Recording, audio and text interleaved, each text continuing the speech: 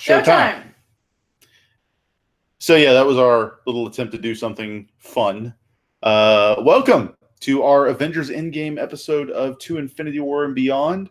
I'm Joe. I'm Ashley. Together we're Geek to My Nerd. You probably have, hopefully you've seen us on here before. And if we had known that the movie was called Endgame, we would have just named it the other thing that we tweeted earlier. Yeah. When we were doing our other recaps. But it is what it is. No, not going to rename the show now. Oh, God. The other thing that we tweeted earlier. Oh, no. Well, it wouldn't be an Avengers episode without the sound being messed up or playing twice.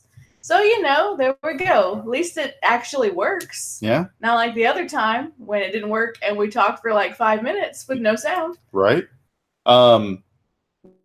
We got Billy in the chat and Kimber in the chat. Cal for a minute. He wanted to pop in and say hi and share and like and all that jazz. And we appreciate that, Cal. Thank you. I know you guys had your the wrestling show. Oh, Aftermath. Thank you. I always blank on names. But super happy that at least Billy and Kimber are here with us for right now. And thank you so much. If you've noticed, we have slightly better lighting situation going on. Yeah. And also all the pops, they did not disappear. We've been cleaning and reorganizing. Yeah, we're just trying to figure out a more permanent. Billy's gonna make me cry with that Love You 3000 stuff. He came into the chat asking if people wanted cheeseburgers. Aw. Thanks, Billy. Now I'm hungry. It's fine. So what do you say we get started? All right. Thank you, everyone, for popping in. This is going to be a while. Tom and Kimber are editing tonight, but wanted to watch as much as we can. Yeah, don't feel obligated to chat. I mean, if you just have us on in the background or whatever, we appreciate it. We're just happy you're here because we know you guys are really busy. I know you guys are probably recovering from yesterday. I know Tom's recovering from Saturday night. So let's get started.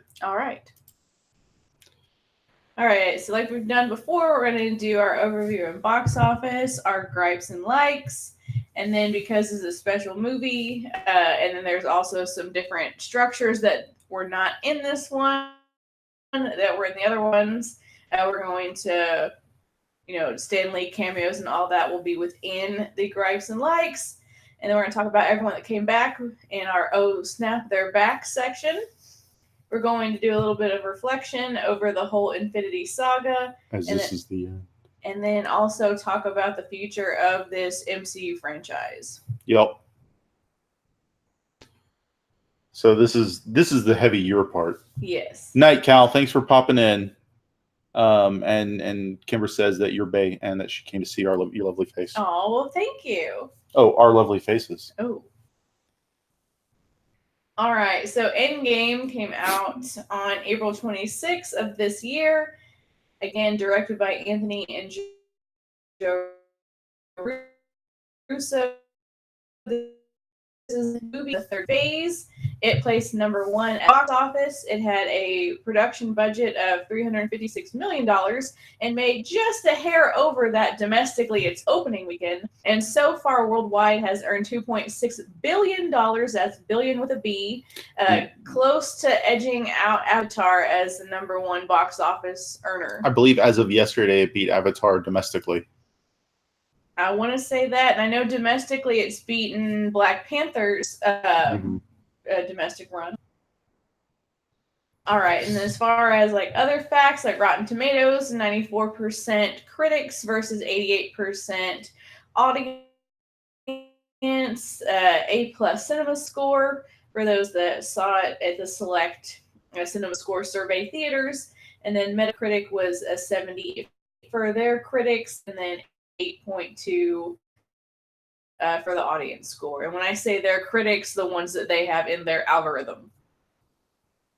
And then just to kind of look at our ever shrinking in size, but not in number of movies chart, we see that Endgame joins Infinity War as the only other movie in this franchise to earn over $2 billion worldwide. And this is also the most expensive production of all of the movies. Just $36 million more than Infinity War. So one could argue that one would combine those, because I think they filmed them roughly around the same time. Like they filmed a lot of the stuff together. mm-hmm. That was the talk I had heard. So that's still pretty impressive. But considering that both of them together cost over $600 million to make. And then this has spent 3 weeks consecutively as the number one movie. It just dropped out of the number one spot this past weekend because of John Wick 3. Parabellum beat it at the box office. Billy says, your chart is turning into Ant-Man. It's shrinking so much, but it packs, I'm going to add that it packs no less of a punch. Yes. Though the atoms are getting closer together. Kimber says it was better than Game of Thrones. And Tom says it's better than most things. And yeah, I don't know. Yeah. I just know in general. Yeah, this definitely for like a conclusion of, a big epic, multi-part, franchise. I would say that had a very satisfying conclusion overall. Mm-hmm, and, just kind of like, it's school time. So the GPA has not really changed much because both Captain Marvel and Endgame have earned, like A and A plus. So that didn't really knock the averages down. These are about the same as they were last time. So. Yep. Kimber says they've never seen any of the John Wick movies. Tom says they'll binge one day. I feel like you would really enjoy them. Yeah, John Wick is pretty good. We kind of watched it like on a whim, and we regretted not seeing it in the theater. So yeah. Billy says up there with the Raid in terms of action. I'm inclined to fully agree with that. All right, so we're to our gripes, which we don't really have too many. Just a couple little nitpicks here and there. Nothing big. And of course, spoilers. Yeah, spoilers. So this represents. This was kind of mine. I felt like they did Natasha kind of dirty. Not necessarily insofar of the sacrifice, though there are issues with that in of itself, but I'm willing to, someone had to go in getting the Soul Stone. Yeah, they didn't know, because like Nebula wouldn't have known like exactly what the constraints were. She just knows that's where Gamora died. Right. She doesn't know what the circumstances and the bargaining would be, because no one knew. So. That being said, I'm kind of, I know it was because of the positioning of the scenes, but I was kind of miffed that Stark got this massive send off with like literally everyone there, and all Natasha got was like the other 5 core Avengers just kind of having a pout fest on a dock, and that's about it. I kind of felt like that she deserved a little more, especially with as much of an arc as they tried to display. I don't think they pushed it or displayed it as well as they could, but in general, I know what they were going for, and I appreciated it, because Black Widow is a character that I think saw a lot of growth over the entire franchise, which is impressive for someone not having their own movie. Exactly. Also, the last time that we watched it, which was yesterday, of course, this is only the second time, but when they're on the time high, she's like, "See you in a minute," and I'm like, "No, she won't. No, she won't." It cuts back. Like my mind immediately goes, well, that scene, and I forget which ever one it was. Cuts back to, was it Talos from Captain Marvel after Nick Fury gets his eye cut, and he's just like, "Oh no, oh no." So yeah, that was a big one. I don't really have like a huge like gripe with like the fact that it is Professor Hulk. I just, if someone who's supposed to be like a core part of the team, like obviously he's not in the Holy Trinity, but like the Hulk is supposed to be important. Like I feel like they didn't do enough with him. Like I felt like they did like some things where he got to be like very heroic, but I just kind of feel like that he, especially like in like those big like hero moments with the Holy Trinity, it's like, like they did Hulk a little dirty too, and I feel like it's because his movie didn't do very well, and it was like the Edward Norton thing. Like I think Mark Ruffalo is like being punished for something he had no control over. I don't know, that's just like my like weird opinion about this, but like going back, and we can talk about this in the other section later, but like the Hulk is like a good character, and that movie was good. It's not their fault that other Hulk, the Ang Lee one, kind of poisoned the well. I will say what I do love about Hulk in this one is it's really, really nice to see Bruce genuinely happy with his life. That is true. Like he is so just content. kids want pictures with him, like, because that was the big thing in Ragnarok is Earth hate Hulk. Yeah. And Banner was so upset to have to like control himself, but like once he fully was able to do this, it's just he's so happy with his life. Again, not mad that they did the Professor Hulk thing, because I think some people were like didn't like that because like now he's not as strong. Yeah, or whatever. Who cares? It's the best of both worlds. Let's see a couple things real quick. I'm gonna get to one of Tom's gripes here in a minute. Sweet. Billy griped that Black Widow didn't get her movie first. She deserved it. Agreed. She did. Yeah, and I'll get to this in later on. I'm super happy. Why that also bothers me, but my reason is really dumb. I'll get to it later. Super happy about what I've heard about the potential Black Widow movie, but we'll talk about that when we get there. Okay. Let's see. At least she's getting her own movie. Tony is done. That's true. And I agree with that. Like, I understand why Tony got a big send off, but I just don't feel like they gave her enough of one in the movie. Like, that's my personal issue. If they had like done everything that they could have done, the movie would have been 6 hours long. I'm going to try and remember Kimber's like when we get to the likes. Okay. If not, Kimber, please bring up your like then too. Yeah, anybody can repeat a comment if we missed something. Billy didn't like Hawkeye's haircut. Kimber said, I know at least 5 lesbians with Hawkeye's haircut. And Tom asked if I got a shirt made of myself. Huh. Jokes. Let's see. Works for some people. I think Banner doesn't want to be seen at Smashy Smash, so he's more restrained now. Yeah, totally. I think I kind of get the feeling, they don't explicitly say it, but I get the feeling Banner's like full-on superheroing during that 5 years. Because people love Hulk now. They want pictures with Hulk. So and it's probably not because he's like big Hulk the science guy or something. Though I wouldn't doubt he's got his own YouTube channel doing like cool. science experiments as Hulk. That would be cool. Where's that mini feature? Right. Ruffalo is Kimber's mom's #1 celebrity boyfriend. I get it. I think Banner doesn't want to. Where are you? That one, Mark Ruffalo is just great at being really mellow. Yeah, he seems like a fun dude to be around. I love how embarrassed he was at past Hulk. Yep, with the Hulk out. Yeah, he's got his own catchphrase that kids get, and he gets away with doing Hulk dab. So, let's see. Maybe the kids are Noah Centinio's dad. Green. So. Ready for more stuff? Yeah, we still got a few more gripes. We do. Not a lot. All right, so this one bothered me like the first time, but on the second viewing, I didn't care. And it bothers me only slightly. Like, I love that it exists.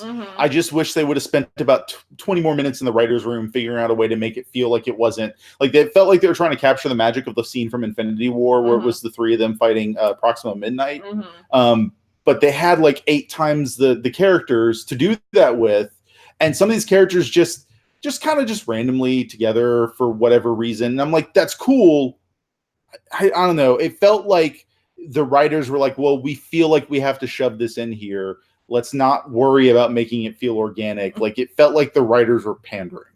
And I would rather have them take the time and passionately do this and make it feel like they actually gave a crap as opposed to just slapping them all together in a scene. That's my problem with it. And now that I knew that this scene was going to be in there, it didn't feel as forced. Yeah, I get that. But yeah, I did like seeing all of the wonderful ladies together. Billy asks, where did Valkyrie get the Pegasus? It's awesome, but maybe there was one that they was hiding on the ship, found on a planet on the way somewhere. Well, yeah, like maybe there was like some ones that they hid somewhere. I don't know. Genetic engineering. Kimber said she felt it was shoehorned, and that's my issue. Like, I don't mind the scene in general, but the way they used it just kind of felt like forced in there. Like the way that they phrased the we're gonna get together. Well, we got to have her all ladies scene. We had it in the last one. They're expecting it now, and I'd rather them make it work as opposed to just kind of. Yeah, it was awkwardly phrased. Yeah. Kimber said the Pegasus came back in the resnap. Nice. All right, next.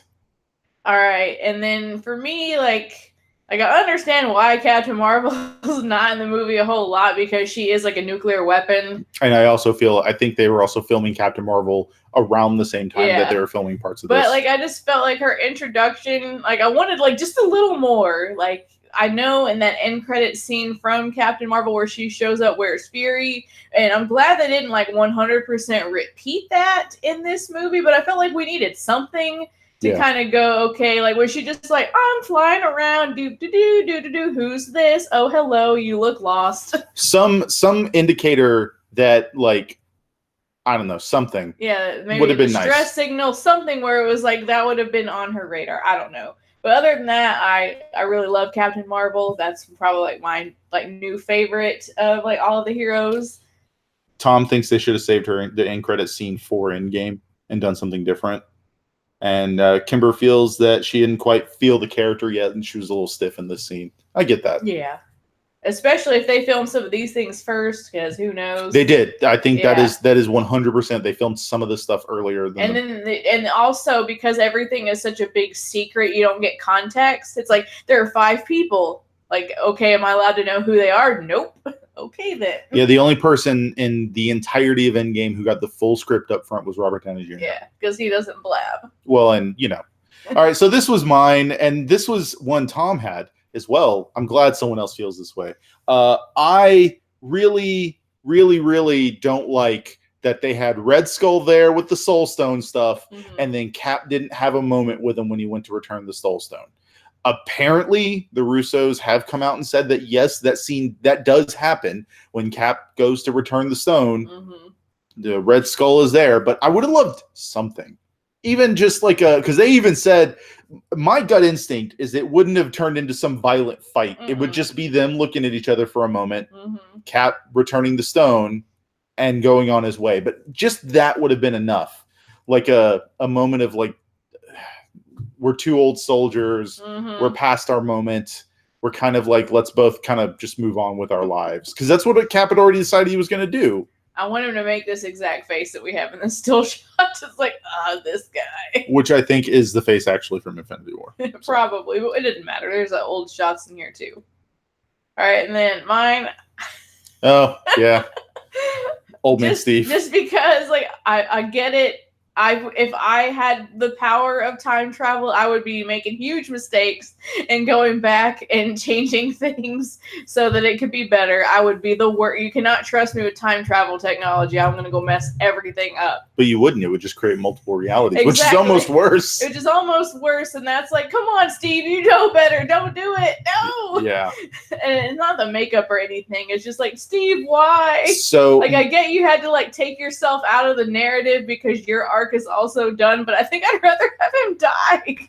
I liked this. There is an alternate where he did die. I liked this personally, but I understand why people may not care for it as much. Especially when they harp so much on the time travel rules. Yeah. These are the rules. We talked about, me and some friends talked about that some friends and I talked about this last night. And I kind of feel like the way they explain time travel, it works, sort of. But it's also, not going to mess up their timeline. It's just going to create a thread, I guess. We're talking about a movie series where there's magical space stones that do the true. thing. So I'm willing to hand rave it. But they don't have the Infinity Stones like we do. Let's see. Steve deserved it, is what Tom says. I agree. I have my own issue with this, and I will tell you in a moment. Kimber liked old man Cap. I'm glad Cap gave the shield to Sam. Yeah. I liked that. I would have been happy either way, but I'm very glad they went with Sam instead of Bucky. Bucky's a little too damaged. Let's see. Tom thinks he needs R&R. I agree. I would have loved this just so much more if Stan Lee was Old Man Steve. Yeah, I remember we talked about that. I know it's more just a personal thing. I just feel it would have been like the bow on top of this gift of a movie that they get Stan Lee to play Old Man Steve. But then everyone would be like looking at every other Stan Lee cameo and going, "Was that Steve the whole time?" Tom says if he married Peggy, it'd be an issue. He has a wedding ring, which is the whole thing Sam asks about. So the thing is, I told them about this last night when I were talking about it. Like, Peggy's so good at keeping secrets. There's a really good chance she was married to Steve all along and kept it from Steve. So, And Steve was just in hiding somewhere. Probably his heart breaking, but knowing that he was also technically there for Peggy at that time. So he's a secret spouse. As Billy says, time travel. Yes, basically. I don't know how I feel about that. Yeah, I don't know either, but it is a thing. Yes. All right, what we got next? Likes. All right. This is way more fun to talk about. Yeah, and of course, like there's so many moments that we don't have in here because it's hard to get pictures of. It is. But you know, we could talk for 2 hours how much we love this movie. It was really, really good to us. So there's lots of likes, but we just want to like I was like in the theater, like so excited, like the whole time. Even seeing it a second time, I was still excited. It should be noted, I said Steve has a wedding ring. Mm-hmm. I took that as implied that he did end up marrying Peggy. Yeah. But it could be that he got his dance with Peggy, had a nice little time with Peggy, a relationship, maybe like 10 years together, Mm-hmm. and then moved on and got married to someone else.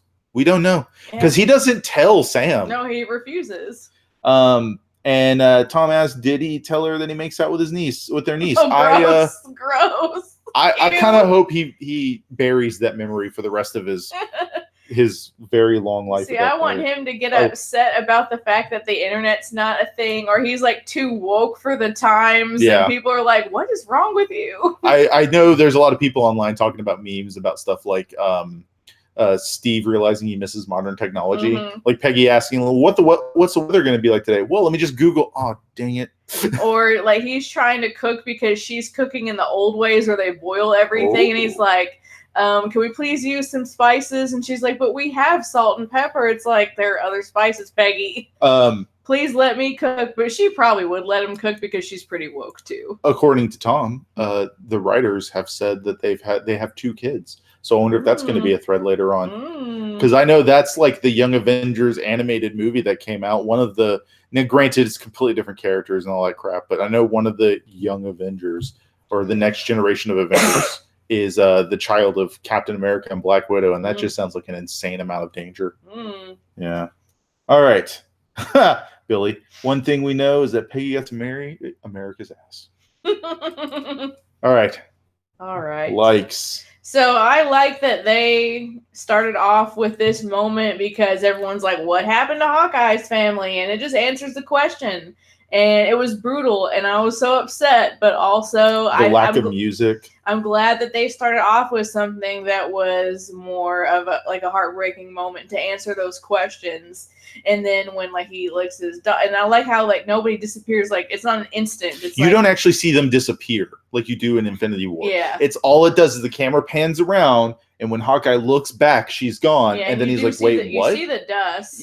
And you may not see it immediately, but I know there was one scene where he looks back out where Laura and his 2 boys are, and you do see the dust by the target at that point.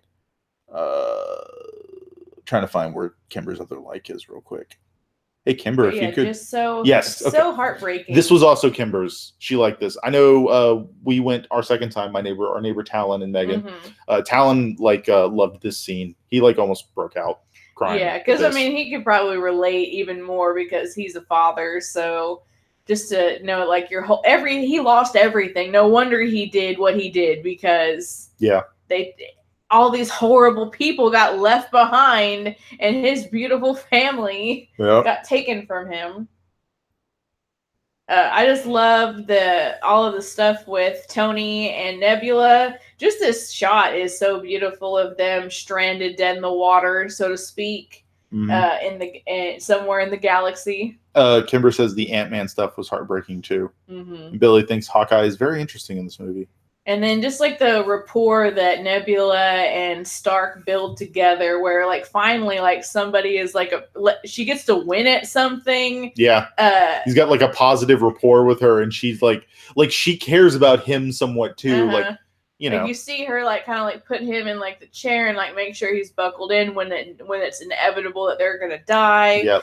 He tries to give her food, and she's like, "No, you need the food," and because, like, obviously he's still, like, very sick from everything that happened on Titan. And I really enjoyed those, like, small moments between these two. Billy and Kimber are both bringing up her nickname, the Blue Meanie. Yeah, and he never calls her that directly, but Yeah, we he all. does. No, he calls her in the video. In like a voiceover, to Pepper. But yeah, I guess his last message. Yeah, I love little pop culture references. Billy points out that they made Tony look so skinny and sickly. Yeah, especially whenever you can notice it fully when he's back on Earth. And they have him like on an IV in a wheelchair, and he's like passing out when he tries to stand up. Yeah, looks at death's door, and he's not acting rational. Yep. And then when Nebula gets to Earth, and it's only her and Rocket, and they're holding hands. Yep. And so this is a really strong indicator of what we saw in Infinity War. From Guardians 2, that Rocket's kind of like learning to be compassionate, and he really does care. And even though he and Nebula may not have gotten along fully, like they both lost like everyone. Yeah. Nebula may have really only been super close with Gamora, but they lost everyone. So yeah, sweet moment. And of course, the rat. You put him in there. The little rat. The rat that saved the world. Yeah, the full-size poster is like a fan-made one where it was like he avenged the fallen or whatever. Yeah, thank goodness for this rat. The rat in that one self-store, or the one you store it in San Francisco, that happened to step on the button that ejected Scott from the quantum realm. Yeah, that was all of the stuff with Scott in the movie, I just love. Like, Ant-Man is probably one of my other favorite characters. Yep. And not just because Paul Rudd is great. I love both of the Ant-Man movies. Scott Lang as the MCU's Ant-Man is a genius choice because Hank Pym is such a problem. And they portray him as kind of a problem in the movies. Yeah, like the light version of the problems from the comics and from what I've heard. Yeah. But yeah, Scott, and when he's like, hey, what happened? Because he's just been gone for 5 hours and like the world's in the post-apocalypse. But when he finally gets to see Cassie and she's grown up, and holy cow. And him desperately looking for her name and finding his own in like the Wall of the Fallen. And it's just, and then when they're like, is this a message from years ago? It's like, no, this is at the front door. And, you know, just the hope that he brings, because like, hey, if you came back, like that means that maybe there's a chance. Yep. Because you weren't really gone. Yep. What can we do? And that light at the end of the quantum tunnel. And the fact that I love that Stark's not immediately on board with fixing everything, because, you know, his life is pretty good. He's got his girl, he's got his daughter. He's found his chance. He even calls it, this is his second chance. Yeah. And this is the life he has now. And then I also really like that Pepper was like, you can't live with yourself if you don't try. She even says, like, trying to keep you from doing this stuff is the one thing I couldn't do. And this is part of who you are. I felt like she was better written in this movie, because usually in the Iron Man movies, she's written a lot better. Yeah. And then in the Avengers movies, they kind of like make her like very mean, or like it just makes me like really her whole purpose in those movies is to be like, Tony, what are you doing? Don't be dumb. Instead of actually having a back and forth rapport with her. Yeah, and so I felt that this was truer to her characters in those Iron Man movies, and it actually made me like her a little more, because I like you know, as much as I like dislike their relationship, and it mainly has to do with like Gwyneth Paltrow. You don't like Gwyneth Paltrow. I just don't like her, and that kind of bleeds into the character, unfortunately. You know, I try to let go of the bias, but sometimes it just bleeds through. But I felt that they wrote her character a lot better in this one. Billy brings up that Paul Rudd doesn't age, and this movie confirmed it. Yep, 5 hours. I mean, so what you're saying is Paul Rudd literally ages 1 hour for every year. Let's see. Hank Pym is still better than Eric O'Grady, the irredeemable Ant-Man. And yeah, there's so many people that are screwed up and terrible. Pym is bad, but he's still not as bad as he is in the comics in this too. So. This scene was epic. So yeah, once they get, like, I love it when they're testing the time travel, and they're just pushing time through Scott. Yes. Instead of pushing Scott through time, that was great. And then when Tony's like, "I solved it. We can do this," and then their little like, we're gonna go on a time heist. Yep. They even call it the time heist for the planning. Yeah. Because that's the name Scott came up with, and that just feels like a very Scott Lang thing. And I love Rocket's little fist, like he's not quite tall enough to be in the circle, and it makes me think of Tony's first arc reactor in his chest. Kimber brings it up. She loves it. Tony's heart. And yeah, it does. It looks like the arc reactor. So yeah, everything with the time heist, I absolutely love. That was giving me life. That's probably my favorite segment of the movie. Yep. Because we get to see like characters I wasn't expecting, because especially when they figured out if we go to the right year, 3 stones are in New York, and they're like, we need to see Doctor Strange. It's like, well, you're a little early for that. He's downtown. And just like the back and forth to see Bruce interact with the Ancient One was really cool. And she's like, well, let me explain some things that y'all did not figure out. It's really hilarious too, because it feels like they're both speaking in half sentences. Like they just get to a word that the other figures something out, and they're like, "Oh, so you mean?" And then the other responds, "Yes, I mean." And then it's just that's kind of what it felt like. And then when he explains that Doctor Strange, he's supposed to be the best of us. Yeah. Like he gave the stone away willingly, and she's like, "Maybe I made a mistake. Here, take this. Please give it back, though. We kind of need it for some other stuff." Right. I just love the interaction between those two when she kind of does like the astral plane where she shoves Bruce out of Hulk. Well, and which makes total sense because he could easily overpower her despite the fact that she's the master of the mystic arts. Yeah. But she's got to put them on even keel. So Billy brings up the Back to the Future is a bunch of BS statement. And yeah, that was a great scene where they're listing all of the time travel movies. That was giving me so much life. I love time travel movies so much. So of course I was gonna love this because time travel. Also, I called it. Like back whenever. Back when I think by the time Ant-Man and the Wasp was coming out, I'm like, oh, so they're gonna use the quantum realm to fix things. Yeah. I didn't know how much they were gonna be in there, but it was a pathway. Yeah. And seeing like the other side of Star-Lord singing to himself with his headphones. Where we don't hear the music, all we hear is him like badly singing. Hey, come and get your love. And it's like, so. He's an idiot. Yes. So yeah, the interaction between Nebula and Rhodes was great. Mm-hmm. That's what I love about this huge team up where like people you don't expect to be together are together. And that was really fun. Especially because they went with a heist style aspect. So you did have team ups. Mm-hmm. You didn't have just everybody doing the thing. You had little moments where these characters would team up for 1 or 2 little things. And then when they knock him out and just like, and then he's like, wait a minute, like be careful, like Indiana Jones, and she just like puts her hand and is like melts the plating off of her cyber arm. And she's like, whatever, I can get a new hand. So yeah, the elevator scene was so awesome. Where back in 2012, when we see Sitwell and the rest of Strike Alpha or Strike Team, and it's like, come on, look at those guys. They totally look bad. Scott, of course, they're Hydra. Scott being like super fanboy, where he's the one who coined the America's ass term. Yeah, he's like, Cap, I think it looks great. And he salutes. He's like, "That's America's ass." It's like, Scott, you need to calm down. But yes, Kimber brings it up why it was so great. It was this build-up. There was some of the exact body movements were shot for shot from Winter Soldier. Like, oh yeah, the director, he told me, it's like, I'm gonna have to call him. It's like, actually, no, just come here. Hail Hydra. Was such a great callback, and it was this great diffuse of this intense situation, like, and then it just cuts, cool. And then it just cuts to Cap walking out with the case, and he's got this smirk on his face, like, you dumb. And then when he encounters himself, I found Loki. I'm not Loki, and then it has the picture of Peggy, and then when he like tricks him, is like, Bucky is still alive, and it's like, what? Kimber says Scott is all of us. It's very true. And then Billy saying, going back to the moments of the MCU was such a great love letter to the fans, and getting to see the moments from these movies that we didn't get to previously see. Where it's like when Hulk didn't get to go on the elevator. Yeah, and he's so angry. Loki making fun of Captain America. So many stairs. And Thor talking no, you're not gonna take my brother, we're gonna go to lunch because shawarma, and then we're taking him back to Asgard, I'm gonna handle this, you're not allowed.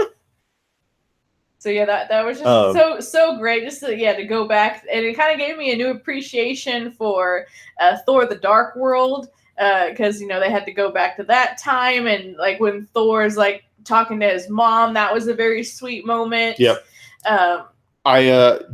What is it? Billy said, "I can do this all day." The "yeah, I know" scene when the Cap from 2012 pulled the "I can do this all day," and Yeah. and Cap from the future is like, "I'm so tired of hearing this." Yeah. And then everyone on Asgard thinks that Rocket's a rabbit. Yep. That was cute. That means it's not just Thor. And then when Thor gets Mjolnir and he was still worthy, even though he'd been so depressed. There was a lot of moments involving Thor that some people have had some issues with. They think it's like fat shaming and stuff. I think everything is a joke in the MCU. They make jokes about literally anything. So I'm fine with a little bit of chuckles they made towards it, but everything else was a joke at Thor's expense from that point on. Was more about the fact that he's just gross and needs a shower and to shave. Like, I wish he would have washed his hair. Yeah, but Mjolnir coming to Thor is that moment where he was worthy still. Like with all the things he was going through, his depression didn't make, what is it? Your depression doesn't make you any less worthy. Yeah. And I feel like that's a pretty apt statement for Thor. Yeah, and then I couldn't get the real Stan Lee cameo, but they go back to New Jersey after things go bad in 2012, and we see Stan Lee drive by and like call like them like hippies or some kind of like horrible something. Yeah, because like especially with Tony's hair and especially his facial hair, they think that he's like a beatnik, like weirdo, and they're like, "Who is this dude?" Yeah, and some of those moments in New Jersey are pretty great, especially like Tony getting to talk to his dad and like, "What's your name?" Howard Potts. And it's like, and then like learning that his dad was just as scared as he was, like when he was a new father and. Just those little things. Billy wants to mention, of course, the Thor with his Big Lebowski look, and yes, and when they made the reference in the movie, I was just like, I turned to you and was like, "Oh my god!" Yes, the Thor Lebowski, the dude of thunder. And then kind of getting past the time heist after they like Hulk does the first snap to bring everyone back, and we see immediately people have come back, but like not everybody from the teams have shown back up to the Avengers compound, and then immediately Thanos like just decimates everything again. He literally levels the compound. Yeah, because fake Nebula or past Nebula, tunnels his ship out. Some friends have had some issues with this that I talked with last night. That they brought up. What is it? Their issue was that where did Thanos get the Pym particles to be able to do it? Well, Scott was the one who's like, we're not replicating these Pym particles. Yeah, but Thanos wouldn't care. Yeah, Thanos would make all the Pym particles. Yeah, exactly. He just wouldn't know how to use them for anything else other than the time travel machine. Exactly. He wouldn't know the shrinking stuff. See, and so like I think this might be an artist rendering. No, this is the scene. Okay. But yeah, we see our core group up in the light, and then Thanos is sitting, and they're having this wonderful discussion about like this probably a trap. This is it. It's probably a trap, but do we really care?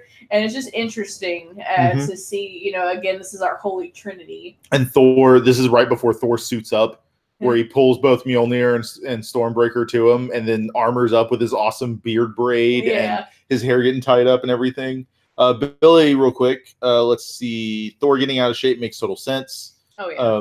A cameo of Senor Chang and Shirley from Community in both the 70s. I didn't notice Ken Jeong, but I did notice Nicole Yvette Brown. Mm-hmm. So, yeah, Thanos like having the moment where his entire philosophy is shown to scrutiny and failed. So he's now just like burn it all down. Just burn everything down, and then the fact that like at one point he's like, just fire on the ground, and then the Maw's like, but what about our troops? I'm like, whatever. Yeah. It doesn't matter. I'm going to reset everything anyway. Yeah, Thanos doesn't care. Oh, this is the moment, though. And then, like, on your left. Yep. The Cap, can you hear me? And then just everybody coming out of the portals, and apparently Howard the Duck is here, but I didn't see him. I don't know if that's a lie. I've seen two pictures where they show where he is, but it could be input. We plan on going to see it a third time, and I know where he's supposed to be. Okay. So I'll keep an eye out for him this next time we go. But yeah, the portal scene and everything after was amazing. Cap wielding Mjolnir, finally getting to say a symbol, and the music cutting just right with that. This whole scene was just like 15 minutes of just, this is everything you've ever wanted since the beginning of this series. But yeah, especially Cap wielding Mjolnir and Thor going, I knew it! Yeah.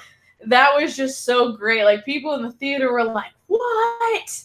Oh my god!" Like freaking out, and I was like smiling so much. What was your favorite highlight from the big final fight? Probably him with Mjolnir, where you see it like flying, and you know it's not Thor because Thor is about to get like split in twain by Thanos by his own axe, and it's like, wait a minute, there's only one person who could do this, and the Vision's not here, and it goes straight back to him. Yeah, it's like yes. For me, it was Ant-Man cold clocking a Leviathan, where he's just giant Ant-Man running. He's just like. Boom! I love that so much.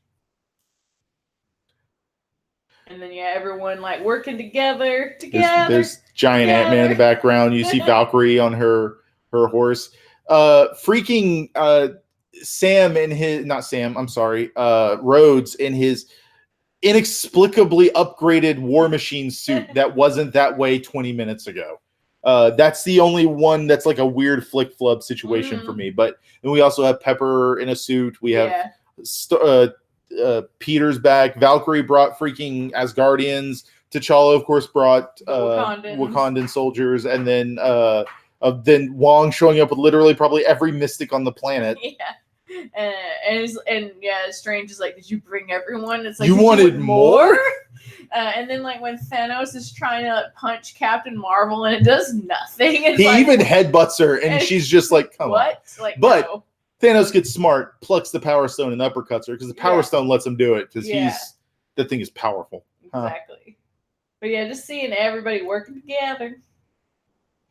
And then of course, like just kind of backtracking to the reason why Tony, went back on his, his stance of like, I'm not going to help you. Probably why he even started messing with it once they brought it up to him. Yeah, just to see if he could do it. And then and people have pointed this out. It didn't occur to me at the moment, but it did after hearing it made me even more heartbroken. Is the first legitimate full-on hug Peter got from Stark that Stark initiated? Is going to be his last. And that's just heartbreaking. Yeah. But I love how Peter's just like, oh, it's so nice. Yeah, I love it when Peter's like engaged, like instant kill mode. Yep, takes out all the monsters. There's just like so many little nods to all the other movies. Peter is such a good boy that when he's swinging around with the gauntlet and everything, he's trying to introduce himself to literally everyone that he comes across. Polite. Hello, I'm Peter Parker. It's like, we don't have time. Yep. No one cares right now. The only person that was polite enough to say something back was Captain Marvel. Yeah. He's lying there holding the gauntlet. I'm Peter Parker. So, well, hi, Peter Parker. And I just love this little picture of Rocket on Rhodes, and then like Rocket, like he protects Groot at one point. Yeah, there's like whenever they start, you see Scott in the background. When they start bombarding the planet, like Rocket and Groot get knocked to the side, but then Rocket like crawls on top of Groot to try and protect them. This is so great. Yeah, I just love this so much. And of course, Thor with both Mjolnir and Stormbreaker. And then like at one point, Cap has Stormbreaker, and he's like, "Let me trade you. You take the little one." Right. And then I love the look of like when he transformed, that he didn't instantly like lose weight and get buff again. Like that was like a permanent part of him. Yep. Just his hair got braided, and then like it went up a little. He got a little ponytail going. He still needs to shower. But he looked pretty boss. We're working on that. And, now he's an Asgardian of the galaxy. Yeah, exactly.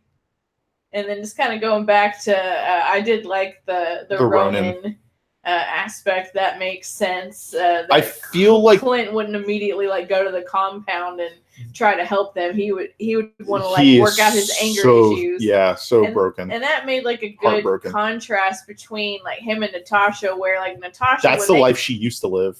When they first met, like she's the one that had red in her ledger, and he's the one that was not judgmental about her past, and now at flip-flop. So that was a pretty cool thing, and especially when they were trying to decide like who's the one that's going to go, and she's like, no, like you have a family, but what have I done? It's like, no, I don't care. Like those people are going to need you when they come back, when everyone comes back. Yep. I don't have anyone. I'm good. It's so sad. Which is, hurtful. But yeah. Of course, their relationship in general. I love the comment they're making when they're in the ship. This is a long way from Budapest. Yeah. And It's that moment where you get to see the Avengers that are very far out of their element, but they still make it work. Yeah, or when they were in the spaceship earlier, like, who's never been to space? Don't throw up in my ship, Rocket. Billy also brings up, now I'm hungry for a peanut butter sandwich. I could go for I one. love it when Scott eats the sandwich. Is this someone's sandwich? No one focusing on the fact that he just cross-countryed from San Francisco to New York. Who knows how long that took? I mean, I'm sure you could get the timestamp. And then I just love that Carol is, everyone's like, we're all about that superhero life. Like, you need to chill. We don't even know who you are. And her quick response is, she's like, there's a lot of crap happening out there and they don't have you. Yeah. And I'm just like, Rose is like, oh yeah, no, that makes sense. And then when Thor, calls Stormbreaker and she doesn't even flinch, she's like, I like this one. Yep. So yeah, just instant credibility. Love it. So this was one Asheville one dude called Oh Snap They're Back, and I'm totally down with this. This all right. Sounds fun. Yes, because me and my slang. All right, so I love this poster series that they did where everybody that did not get caught in snap, it has a color portrait, and everybody that was lost in the dust, it was grayed out. Like, I thought that was a very cool aesthetic. The only one that we're missing, because they have Loki here, and we know Loki didn't get lost in the dust, neither did Gamora, and I guess it's because of everything perfectly balanced, but there's no Heimdall. But there's no Heimdall. No Heimdall, so that made me sad. I think there's a couple of fan posters that people made of Heimdall, because he's very important. Yeah. And of course, through the time heist, Loki gets the cosmic cube, and he disappears. Yep. And so now he's missing in action, and then Gamora comes with Thanos and Nebula, and then we don't know where she ends up either. So these are characters that we thought we lost, and now they're not lost. Sort of. The Gamora one, we know for sure she's out there somewhere. But the thing about Loki is it is kind of a weird side situation because the writers have confirmed that Loki is technically in an alternate reality, where things are probably going to get so much worse. Yeah. But if from what we've seen in the Far From Home trailers, where they're starting to talk a little about the multiverse is true, that means we could get this Loki, who is a lot like this Gamora, who doesn't have that 5 years of character development under their belt. This Loki could show up and be just the worst. Yeah. And then, of course, Stark sacrificed himself, because when you have a guy like Thanos who is so obsessed with his goal and his end game, the only way that they could get rid of him is through a huge sacrifice, and that makes total sense. And Stark, obviously he needed to be the one. Strange couldn't tell him because, if I say it, it won't happen. Yep. But I thought that was a very good end to his whole arc. And I could kind of see it telegraphed in Infinity War when we see that he had nanotech, because I feel like Stark's tech also mirrors his character development. And there's really nowhere for you to go beyond nanotech right now. Yeah. Science fiction has a very difficult time perceiving past the idea of nanotechnology. And then the fact that he solved time travel. Yeah, that should honestly be the end all be all at this point. Yeah. He's already solved limitless energy practically, and all that jazz. So Kimber wants to bring up, how Loki be.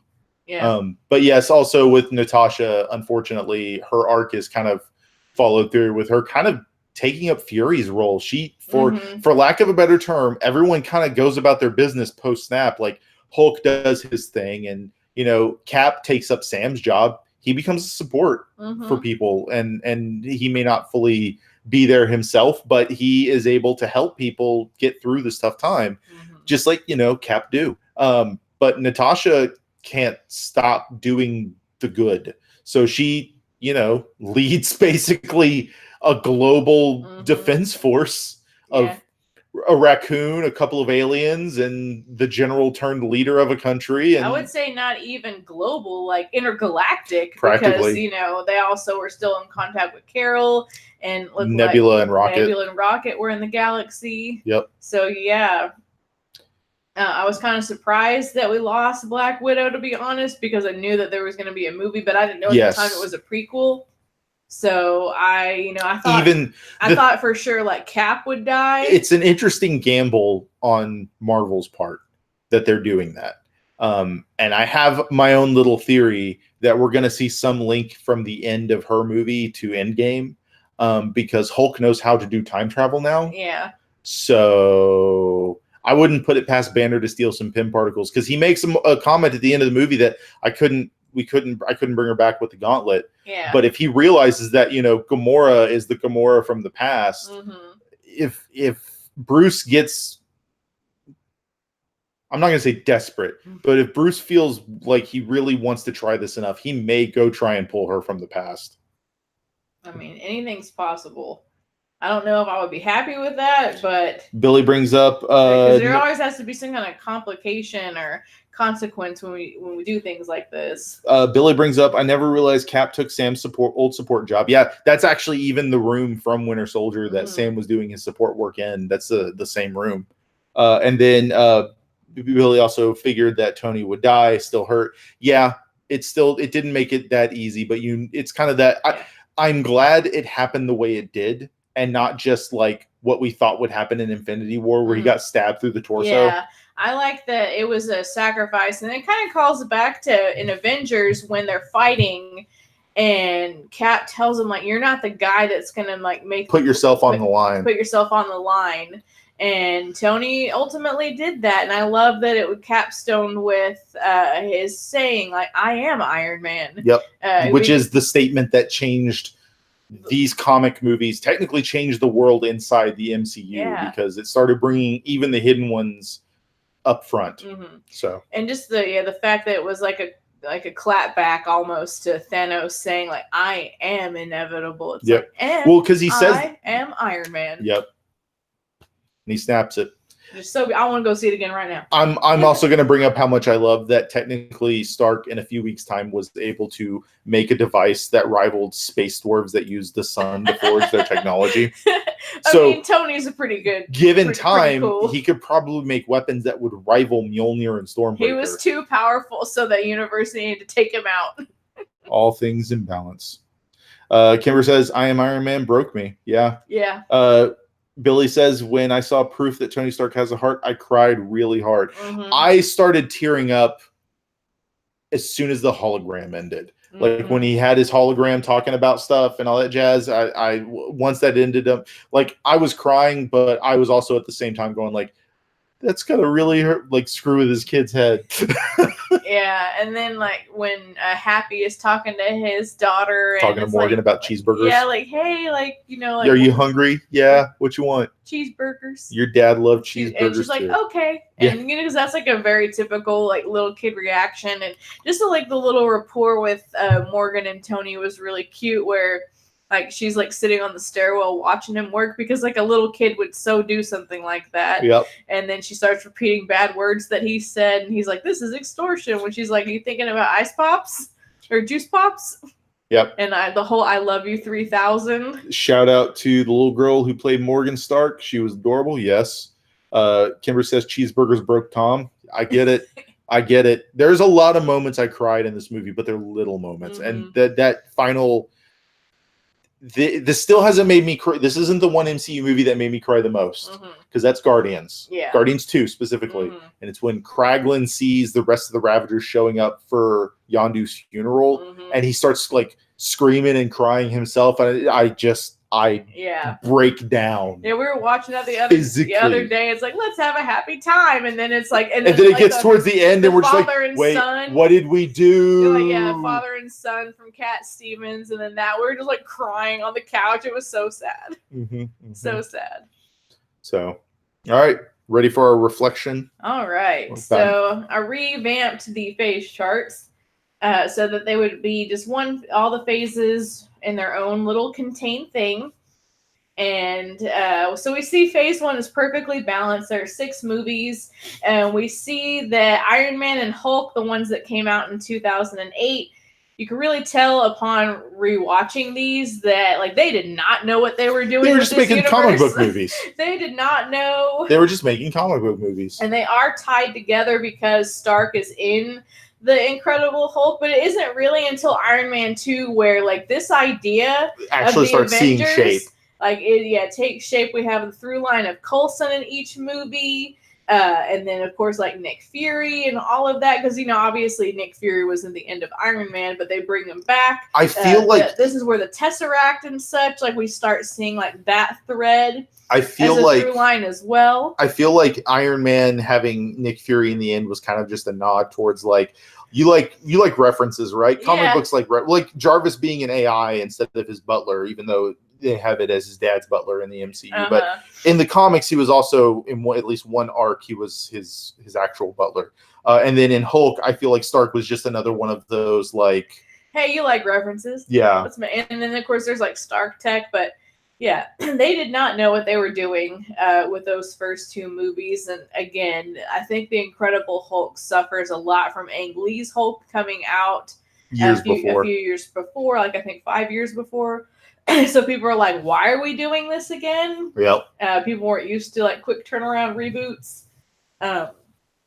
But yeah, and then even like in the first Avengers, like them trying to get everybody together, like they kind of understood that, wait, maybe people haven't seen all of these movies. We're going to have to hold some hands a little here and get people together. And so like upon rewatch, it's not the smoothest of the movies, but it's still very enjoyable. I have a lot of really fun moments from the Avengers, and I love that they chose that as like the moment to travel back to.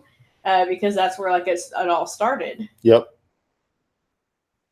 And then, and like what I really noticed about like all the Phase 2 posters, except kind of in Iron Man 3 and Guardians, is like it's so drab. Like they felt everything's gray. And a lot of people really don't like Iron Man 3, but like I think it's fine. Yep. It is definitely stylistically different than the other two Iron Mans because it's a different director. Shane Black's thumbprint and fingerprints are all over it. I mean, it's a Christmas movie. Yeah.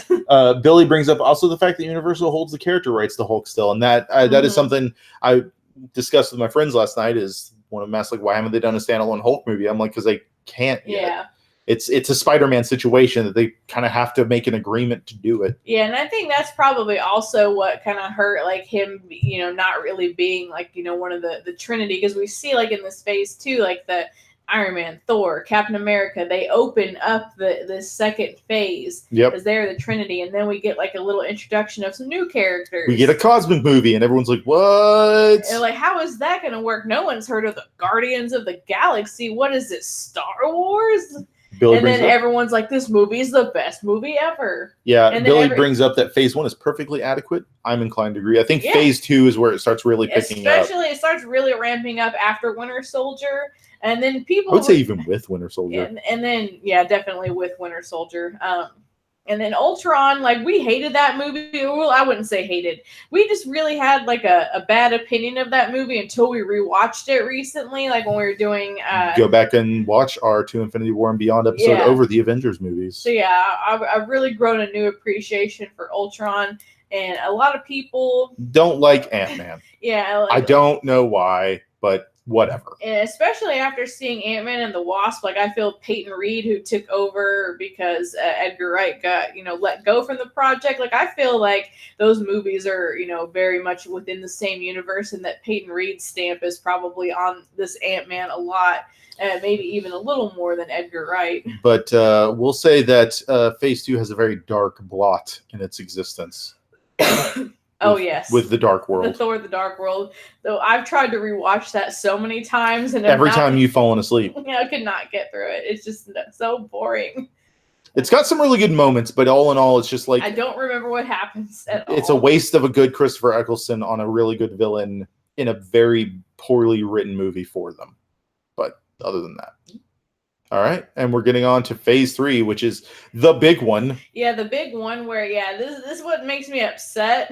Because technically the Spider-Man movie that's coming out is also in Phase 3, so this is going to be an unbalanced phase. It's going to have 11 movies, and Thanos is not going to like that. Yep. Of course, why do we care what Thanos thinks? He's dead. But, I really think that Phase 3 is pretty strong. This is where we have our best Thor movie. We get to see Spider-Man come back into the MCU on loan from Sony. We get a lot of introductions of characters in this Doctor phase. Strange, I love that movie so much. Black Panther was like a cultural phenomenon. Infinity War, of course. Captain Marvel, just like so many like great things in this. This is definitely the strongest phase. Yep. Of course, it also has the most movies in it, but I would say that probably none of them are a dud. You could even pluck out a few of these movies and still say it's the strongest phase. So it's a fantastic movie. Or phase. Jeez, I'm tired. With Guardians being such an emotional powerhouse, Civil War being visually impressive, but probably my least favorite Captain America movie. Yeah, I would say I really like Winter Soldier a lot better. Infinity War was very ambitious. Ant-Man and the Wasp, I felt, was like a very perfect continuation of Ant-Man. Very effective. Thor Ragnarok was a breath of fresh air, bringing Taika Waititi in was genius, and focusing on the weird cosmic space Viking element as opposed to like Thor's going back to Earth for a third time. Now he can be a fish out of water in a different place, which I thought was really great because Thor being a fish out of water is what makes those Thor movies so good. And then like with Infinity War, like I thought like people would die in that one, but I thought like phase 1 people would die. Like I had no clue that like all these people would get dusted. We technically, I also at the end of Infinity War, I predicted that we'd lose half of our core 6 by the end of Endgame. Yeah. And that was technically accurate. We lost, Stark, we lost Natasha, and Steve is retired. Yeah. So. And Hulk is permanently damaged from. But I have heard he's still going to be doing stuff. It's just he's that injury is never going to go away. Yeah, I think he's going to have to stay Professor Hulk forever. That's fine. All right. So we're on some speculative territory here with some things that are announced, the future of the franchise. Most people already know a lot of this stuff, but there's a lot we can talk about and things that we think are going to happen. Yeah, and I think that they're kind of like going away from the phase model. Yeah. They are. And then also obviously it'll still be a shared universe, but like a big overarching story. I don't think they'll probably do that for a while, but I want to say they'll probably go. I would predict they'll probably do something with the Avengers movies again at some point, but we'll have to see how it changes.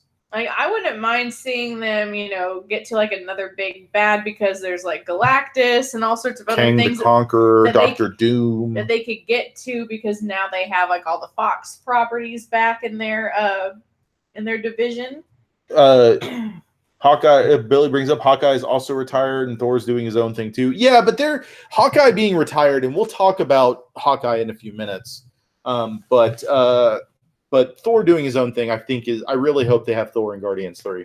So, of course, we have our upcoming theatrical releases. The only really confirmed one is, of course, Spider-Man Far From Home, because it's literally coming out in July. Correct. But we've also heard, like, strong rumors of the Black Widow prequel that's supposed to come out, like, I think it's supposed to start filming this year and come out next year. The basically everything on here, with the exception of Miss Marvel, is definitely happening. But we don't know anything beyond that. So yeah, I've heard rumor in a couple of different places about the Eternals, that they're already casting, and which would be, I want to say, like Angelina Jolie is tied to that, and it's supposed to be set like way in the past. Yeah, and definitely supposed to like kind of like relaunch the cosmic side of the MCU. Some little like background and history to it and stuff. Of course, like Black Panther and Doctor Strange, those movies did pretty well.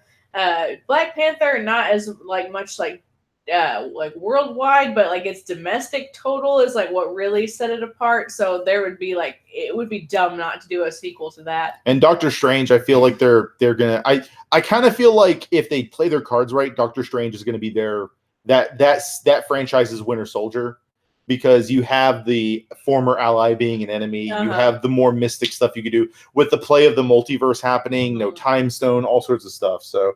The guy who played Rob Stark, that's the other one. The guy who played Rob Stark is also going to be in the Eternals. And then they've announced like a Shang-Chi movie to have the first like Asian superhero. I think it has its writer and director already, and that's as far as they've gotten. Guardians 3 is back in the lineup, where it was supposed to come out next year. But it got pushed back. I think it's filming next year now because he's working on Suicide Squad. Yeah, James Gunn had gotten fired and then rehired. Yep. And then I can't remember if it was in Time or somewhere, where Miss Marvel, Kamala Khan, they're gonna make a movie about that. Rumored. You bringing that up to me today was the first I'd heard about it, and that makes me super happy because she's one of my favorite Marvel Again, I only heroes. saw that in one place, so it just really should be like upcoming theatrical releases with an asterisk next to it. Right, this is stuff we've heard. Yeah, so again, most of these are rumors. Obviously, for sure, Guardians 3 and Black Widow, and then the other ones, like it would be dumb for them not to make them. And then I'm not so sure about the Eternals. Eternals, they're still making. I mean, they have cast members for it already. Yeah. The thing is that I think it's either at Comic-Con or some other thing coming up that what's his face? The dude who's in charge of all of these. Kevin Feige. Yeah, Feige said that they have something like 6 movies they're going to announce. Mm-hmm. So I imagine 6 of these. Yeah. So, all right. We shall see. Yep. All right, and then of course Disney Plus is a streaming service where a lot of other Marvel stuff is going to go. The announced so far is we have WandaVision, Falcon and Winter Soldier. I don't know what's we don't know what either of the other ones are going to be called, but there's Hawkeye and Loki series coming out. The current running belief, and I think this has come from like various sites that are very renowned or very well regarded leak sites, basically, is that the Hawkeye series is also going to involve Kate Bishop. I've heard that as well. Which means this is probably what we're going to literally see, like the last of our current Jeremy Renner Hawkeye is going to be in that series. And a lot of stuff like on Loki's bio on like the Marvel website got retconned recently, so people think that like Loki's gonna be like more of like an anti-hero maybe, and like not as like villainous as he was. I mean, that's kind of his MCU. That's kind of his MO and mythology too. He's not a bad guy. He's kind of a slave to his nature, which is he's a god of mischief, but he could be so much more. Mm-hmm. So. Yeah, the only title on there that like I don't like understand like why they don't have like an ampersand in there is WandaVision, because it makes it sound like this network that we used to have in our market called 20Vision. Yeah, it was. And it sounds like a talk show. Sounds like if 20Vision had a local talk show host named Wanda. So they would call the show WandaVision or something. So I get it, and I think even the aesthetic has this kind of like 70s pop vibe, so I get why they're probably trying to go with this weird aesthetic sound, but it is a weird title.